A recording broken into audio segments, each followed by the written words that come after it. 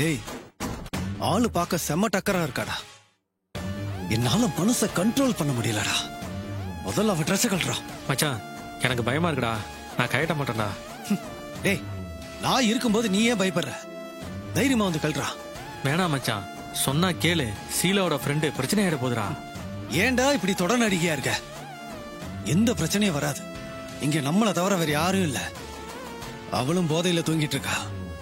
நம்ம என்ஜாய் பண்ணிட்டு போயிட்டே இருக்க வேண்டியதான். சரி இரு, நான் கீழே போய் கதவை லாக் பண்ணிட்டு வரேன். சரி போ.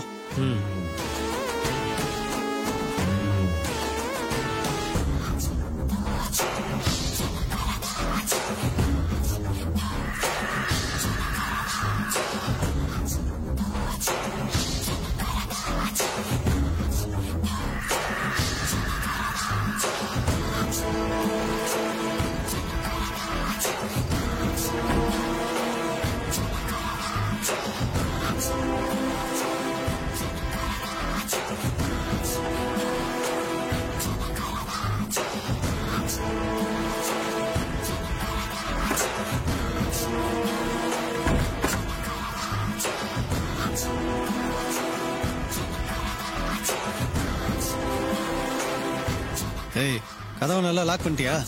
பண்ணிட்டேன் மச்சான். சரி, போய் அவ ட்ரெஸ் கழட்டு. இல்ல மச்சான், கொஞ்சம் பயமாவே தான் இருக்கு. ஏய், நீ ஒரு வேஸ்ட் ஃபெலோடா.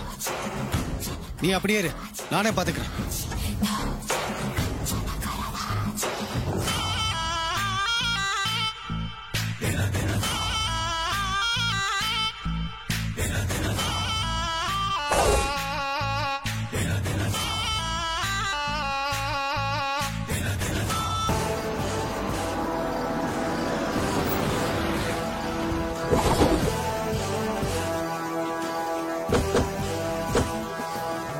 இந்த வீடானே? ஆமா சார், இந்த வீடு தான்.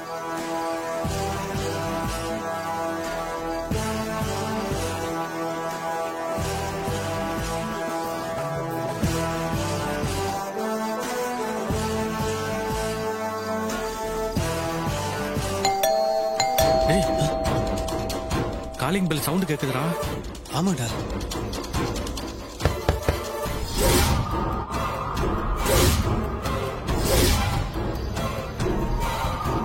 டேய், யாரோ வரா மாதிரி இருக்குடா.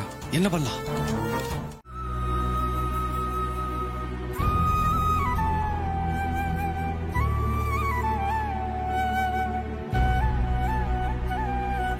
ஸ்வாதி, அதே நினைச்சிட்டு இருக்கியா?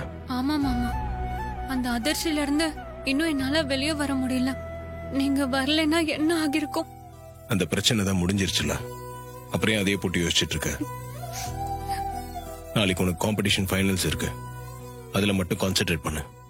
வேற எதை பத்தியும் யோசிக்காத.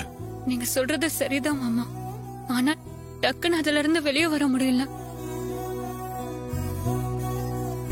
எனக்கு ஏதாவது பிரச்சனை வரப்பெல்லாம் நீங்க தான் வந்து என்ன காப்பாத்துறீங்க. அன்னைக்கு ஒரு நாள் மியூசிக் டைரக்டரை பார்க்க போய் ஆபத்துல மாட்டிக்க இருந்தேன்.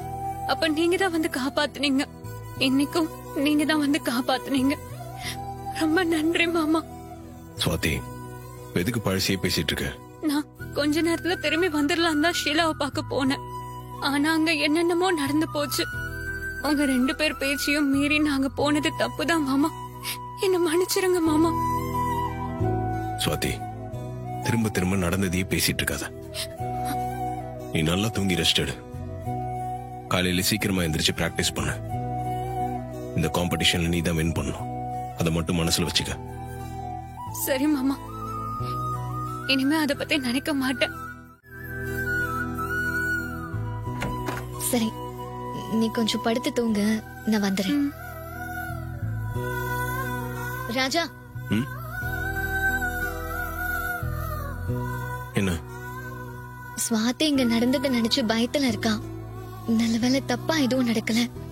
அம்மா ஊர்ல இல்லாத நேரத்துல அவங்க கிட்ட போய் சொல்லி இங்க கூட்டிட்டு வந்திருக்கோம். அவளுக்கு எந்த ஆபத்தும் வராம நல்லபடியா வீட்டுல கொண்டு போய் சேர்க்கணும்.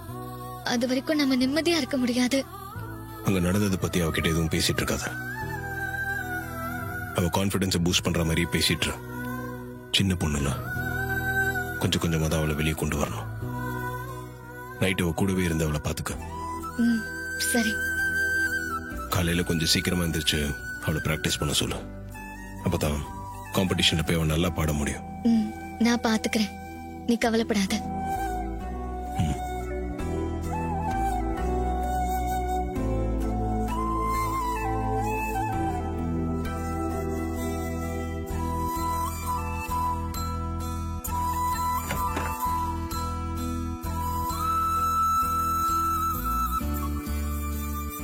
சரி, நீ போய் படுத்து தூங்கு, காலையில பார்க்கலாம்.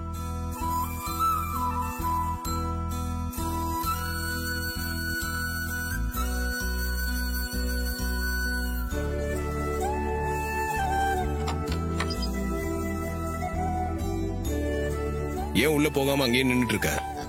சும்மா தான் நின்னு. Good night. Good night.